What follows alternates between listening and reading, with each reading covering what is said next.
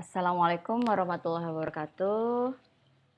Jumpa lagi bersama saya Najma, dosen Fakultas Kesehatan Masyarakat Universitas Sriwijaya. Hari ini kita akan membahas tentang study design dalam epidemiologi. Selamat datang teman-teman. Mari kita belajar bersama-sama.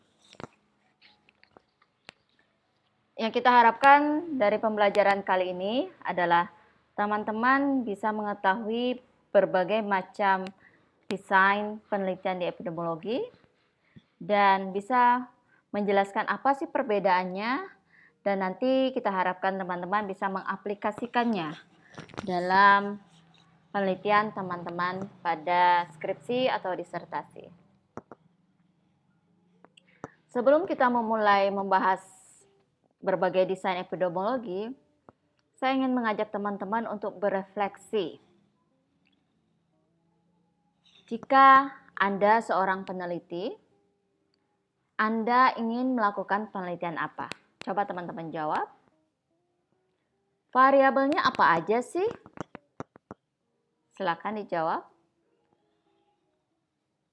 Kelompok yang pengen teman-teman fokus menjadi penelitian siapa?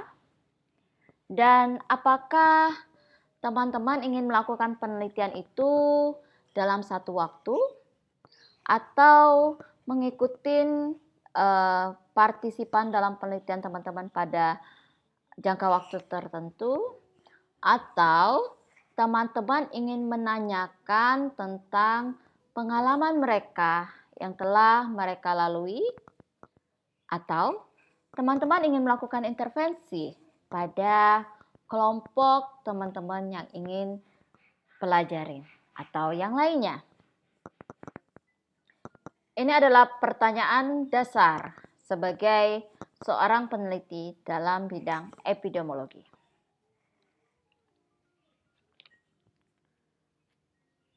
Secara garis besar, dalam epidemiologi, penelitian terbagi menjadi dua kelompok besar, yaitu penelitian eksperimental dan penelitian observasi. Tujuan dari penelitian eksperimental adalah untuk mengukur efek dari suatu intervensi terhadap hasil tertentu yang diprediksi sebelumnya. Desain ini merupakan metode utama untuk menginvestigasi terapi baru atau program kesehatan baru. Misal, aku nih pengen meneliti apakah obat X dan obat Y bisa menyebabkan kesembuhan pada penyakit Z. Atau teman-teman pengen tahu nih program kesehatan dengan memadupadankan beberapa approach atau pendekatan apakah bisa meningkatkan perilaku pencegahan masyarakat terhadap COVID-19. Nah, sedangkan penelitian observasional tidak melakukan intervensi apapun. Peneliti hanya mengobservasi kejadian atau fenomena yang terjadi di masyarakat untuk menjawab pertanyaan penelitian. Misalnya nih, teman-teman ingin mengetahui hubungan antara pengetahuan ibu tentang gizi anak terhadap realita yang ada, yaitu status gizi anaknya. Teman-teman tidak perlu melakukan intervensi berupa misalnya penyuluhan dulu atau pelatihan dulu seputar gizi terhadap target penelitian teman-teman. Teman-teman hanya perlu menyelidiki apakah dengan menanyakan pengetahuan sang ibu tentang seputar gizi, dan mungkin teman-teman bertanya, ibu pernah nggak sih bu misalnya ikut penyuluhan, atau apakah pendidikan ibu berpengaruh, atau sumber informasi yang ibu dapatkan dari mana saja sih bu untuk status gizi, untuk meningkatkan status gizi anak. Jadi kita menanyakan dan mengobservasi apa yang telah terjadi. Nah, kita pindah fokus spesifik sekarang. Studi observasi dulu, lalu kita akan membahas tentang eksperimental. Secara garis besar, studi desain observasional ada 3 jenis, yaitu potong lintang atau cross-sectional, cohort, dan kasus kontrol atau case control. Perbedaan secara umum terletak pada faktor paparan atau exposure factors dan kejadian penyakit atau disease. Studi potong lintang, pada umumnya faktor paparan dan kejadian penyakit terjadi pada masa sekarang secara bersamaan atau di masa sekarang. Sedangkan studi desain kasus kontrol, faktor paparan terjadi di masa lalu dan kejadian penyakit terjadi pada masa sekarang. Jadi kita menanyakan ibu apa yang terjadi di masa lampaunya atau 1 tahun yang lalu, 2 tahun yang lalu, dan kita kaitkan dengan misalnya kenapa kelompok ibu ada yang menderita kanker payudara, ada yang lainnya enggak. Sedangkan desain cohort atau faktor paparan terjadi di masa sekarang, lalu kita selidiki nih, kita ikutin kelompok tertentu pada 1 minggu, 1 bulan, atau 1 tahun atau lebih, hingga kejadian penyakit ini terjadi di masa depan. Dan kita akan telah exposures atau faktor paparan apa selama kurun waktu tertentu mempengaruhi kejadian penyakit kelompok tertentu. Oke, kita pindah pertama tentang potong lintang. Bila kita memiliki keterbatasan dana, waktu, tenaga, hal yang sederhana yang bisa kita lakukan adalah kita melakukan penelitian potong lintang. Desain ini juga dikenal dengan istilah survei. Jadi kunci utama dalam desain ini adalah teman-teman yang mengikuti atau partisipan direkrut tidak berdasarkan status paparan atau suatu penyakit atau kondisi kesehatan lainnya. Tetapi individu yang teman-teman pilih menjadi subjek dalam penelitian adalah mereka yang diasumsikan sesuai dengan kriteria inklusi yang akan teman-teman teliti dan dianggap mewakili populasi dan akan diteliti pada satu waktu. Jadi teman-teman akan mewawancarain saat itu juga. Dan kita pengen sih pada populasi umum kira-kira bisa digeneralisasikan atau enggak. Jadi kita kenal bahwa faktor paparan dan kejadian penyakit kondisi kesehatan diteliti dalam satu waktu. Bagaimana kelebihan dan kelemahan?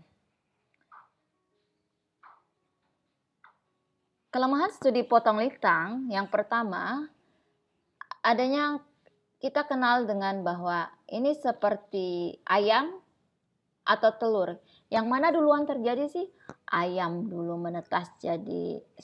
Telur dulu menetas jadi ayam atau ayam yang bertelur. Jadi kita tidak tahu bahwa apakah sebab dan akibat ini terjadi duluan dari suatu kondisi kesehatan. Yang kedua, desain ini tidak efisien untuk faktor paparan atau penyakit yang jarang terjadi. Untuk pengolahan data analitik, kita membutuhkan faktor paparan dan penyakit dalam jumlah yang cukup besar, sehingga peneliti bisa melakukan analisa asosiasi lebih lanjut. Kemudian, kasus prevalensi kemungkinan tidak mewakili semua populasi jika angka rata-rata respons atau response rates yang bersedia mengikuti survei tidak sesuai dengan target atau jumlah yang ditentukan.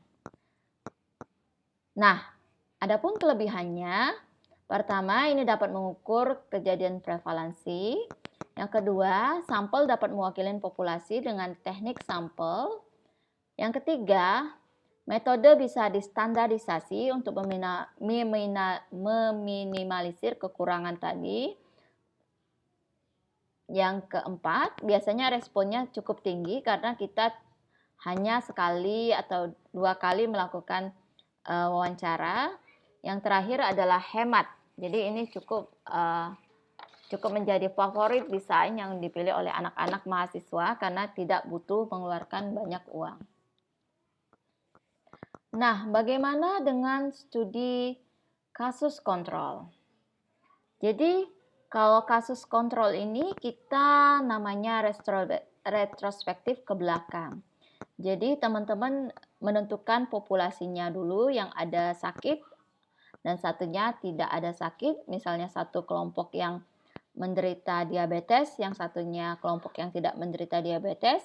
Lalu teman-teman tanya faktor risiko di masa lalunya, apakah ibu mengkonsumsi gula berlebih, ataukah ada faktor genetik, apakah ada faktor olahraga juga mempengaruhi, jadi ada yang expose, non-expose, dan juga pertanyaan pada kasus kontrol pun kita tanyakan hal-hal yang sama.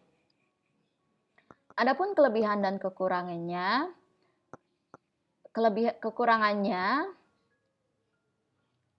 yang pertama bahwa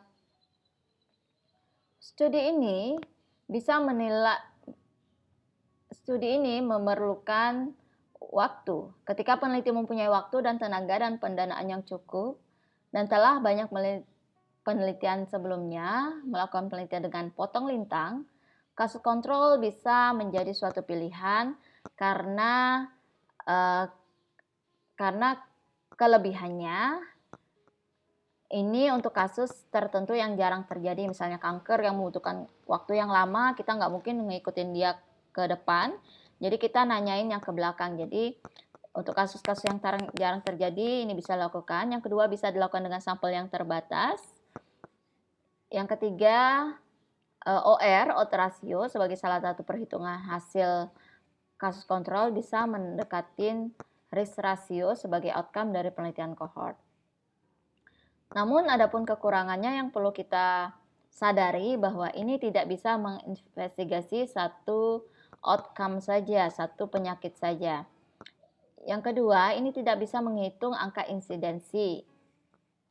Yang ketiga, kemungkinan ada bias seleksi dan juga ada bias informasi. Contohnya, ibu-ibu yang menderita diabetes atau kanker cenderung lebih mengingat faktor-faktor risiko yang telah dia lalui di masa lampau daripada ibu-ibu yang tidak menderita diabetes atau kanker payudara. Nah, yang studi desain observasional yang ketiga adalah studi cohort. Jadi ini teman-teman waktu dan pertanyaannya teman-teman ikutin ke depan. Biasanya kita mulai dari populasi sehat, lalu kita ikutin ke depan adanya penyakit atau tidak penyakit, lalu kita tanyai biasanya setiap waktu tertentu kita tanyain faktor-faktor resiko dan kita bisa selidikin faktor resiko apa yang menyebabkan kelompok tertentu menderita penyakit atau tidak. Biasanya kita ikutin dalam beberapa waktu tertentu. Kelebihan dan kekurangan cohort study. Salah tulis itu ya teman-temannya. Jadi cohort study ini kekurangannya kita butuh sampel yang cukup besar. Karena mungkin saja ada drop out. Ada yang tidak bisa mengikuti dalam jangka waktu tertentu. Kemudian biayanya juga cukup besar dan membutuhkan waktu yang lama. Dan tidak semua responden bersedia mengikuti penelitian teman jika waktunya cukup lama.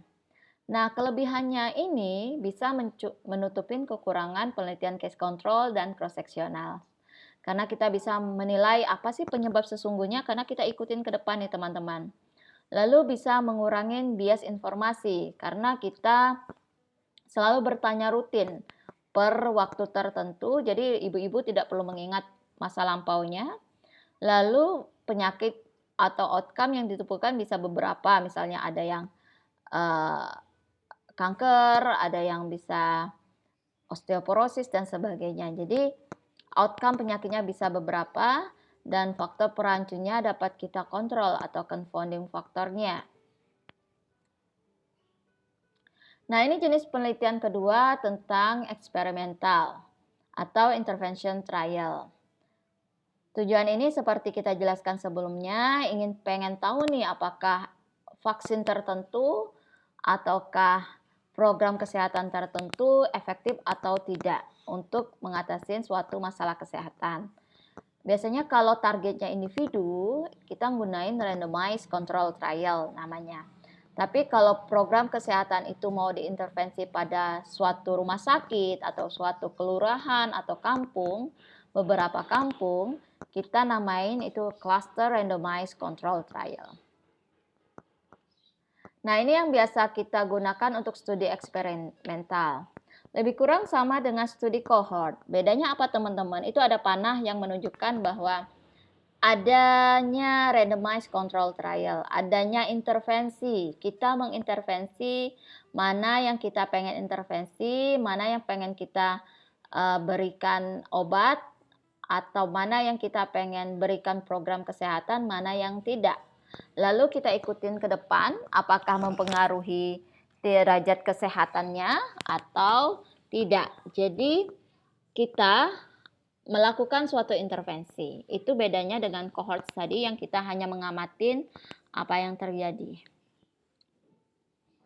Mari kita aplikasikan kepada contoh kasus untuk memudah memahami berbagai macam studi desain epidemiologi.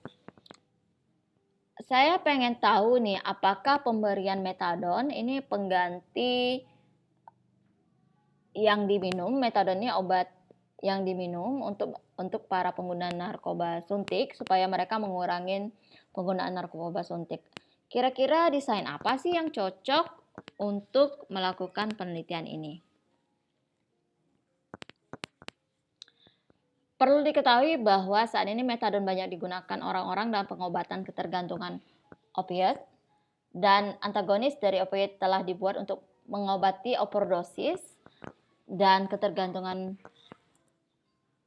narkoba, dan juga dibandingkan mereka menyuntikkan narkoba itu, mending mereka diberikan fasilitas dengan pengganti opioid itu sendiri, metadon, dengan cara diminum. Jadi mengurangi resiko penularan HIV yang bisa ditularkan dengan penggunaan jarum suntik yang bergantian. Oke, langkah-langkah yang pengen kita lakukan. Faktor independennya apa? Faktor dependennya apa? Independennya adanya program terapi rumatan metadon. Dependennya kita mau lihat angka kesakitan atau kematian akibat HIV atau penyakit yang ditularkan melalui darah dan kejadian overdosis. Kira-kira studi desain apa ya yang tepat untuk penelitian ini? Ingat teman-teman, tidak ada yang sempurna dan kita sebagai peneliti diperlukan tahu bahwa setiap desain itu ada kelemahan dan kelebihan, dan itu yang perlu ditulis dalam setiap karya ilmiah teman-teman. Gimana ya kalau saya mau coba cross-seksional? Jadi teman-teman bisa menginterview atau berdiskusi dengan para pengguna narkoba suntik langsung pada layanan kesehatan yang menyediakan program rumatan metadon. Misalnya kalau di Palembang itu di Rumah Sakit Arnaldi Bahar. Teman-teman bisa ke sana, izin penelitian, lalu teman-teman mewawancarain faktor-faktor resikonya, apakah mempengaruhi, apakah mempunyai HIV, apakah pernah overdosis, dan sebagainya. Jadi teman-teman cukup menanyakan itu pada satu waktu, dan kita akan telaah apakah program ini mempengaruhi angka kesakitan atau kejadian HIV atau overdosis, pengalaman overdosis dari teman-teman pengguna narkoba suntik. Kalau aku mau case control gimana ya? Berarti kalau case control itu kita nanyanya ke belakang ya teman-teman. Jadi teman-teman sudah ada pengguna narkoba suntik yang misalnya satu tertular HIV atau penyakit yang ditularkan melalui darah atau jarum suntik, misalnya hepatitis, atau pernah mengalami overdosis. Dan satu kelompoknya adalah pengguna narkoba suntik juga teman-teman, tapi dia tidak tertular HIV atau penyakit lain dan tidak pernah mengalami overdosis. Kira-kira mereka ini ada kaitannya nggak sih dengan program rumatan metadon? Teman-teman tanya pengalaman mereka selama 1 tahun atau 2 tahun belakangan ini. Bagaimana ya kalau saya mau nanya ke depan nih? Berarti teman-teman mulai dari penasun yang tidak mempunyai kondisi HIV atau penyakit yang ditular melalui darah, misalnya hepatitis, dan tidak pernah mengalami overdosis. Lalu teman-teman lihat nih, ada kelompok yang teman-teman ikuti yang akses program rumatan metadon, ada yang tidak akses. kira-kira 1 bulan, 2 bulan, atau 1 tahun ke depan apakah mengalami outcome-outcome yang pengen kita teliti. Jadi yang akses ini pengaruh nggak sih dengan mengurangi risiko HIV dan penyakit lain yang ditularkan melalui darah dan kejadian overdosis. Nah, yang terakhir melalui randomized control trial. Jadi secara etikal mungkin ini bisa questionable, tapi yang perlu kita pelajari bahwa ada suatu kelompok yang teman-teman secara sengaja. Kalau cohort tadi kita itu pilihan terserah mereka, apakah mau akses atau tidak. Tapi bedanya sama eksperimental, kita yang mengalokasikannya. Misalnya teman-teman di rumah sakit, kalau dia akses di rumah sakit A, kita tahu kita akan menyediakan program ini. Sedangkan kalau di rumah sakit B, tidak. Jadi ada beberapa kita random alokasinya, lalu kita ikutin ke depan, apapun hasilnya. Nah, pertanyaan-pertanyaan yang perlu teman-teman pahamin ketika teman-teman penelitian dengan 4 intervensi ini yang berbeda. Oke, silakan dibaca dulu teman-teman.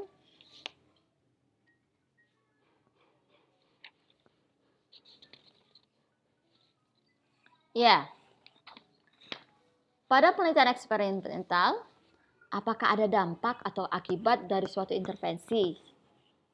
Cohort, apakah ada efek atau dampak dari suatu paparan? Kalau kasus kontrol, apa sih penyebab dari permasalahan ini? Jadi permasalahannya udah terjadi nih, kasusnya udah terjadi nih. Kita investigasi ke belakang. Dan kalau survei, seberapa sering sih suatu kondisi terjadi? Kemudian apakah kondisi tersebut dalam hal ini mungkin penyakit berhubungan dengan paparan terjadi atau enggak? Jadi itu yang perlu pertanyaan inti dari desain studi yang berbeda. Untuk memahami ini lebih berlanjut, teman-teman coba cari satu jurnal dengan desain penelitian yang berbeda. Lalu kira-kira kekurangan kelebihan desain penelitiannya apa dari penelitian dari yang sudah ada. Lalu teman-teman buat mapping. Itu aja dari saya pada hari ini. Teman-teman bisa baca lebih lanjut di blog saya, Metopit FKM Unsri. Lalu ini adalah buku yang saya tulis dan teman-teman bisa akses, dan beberapa chapter kita buat akses secara gratis di online. Terima kasih, selamat belajar, salam cerdas, tiada batas untuk menjadi cerdas. Assalamualaikum warahmatullahi wabarakatuh.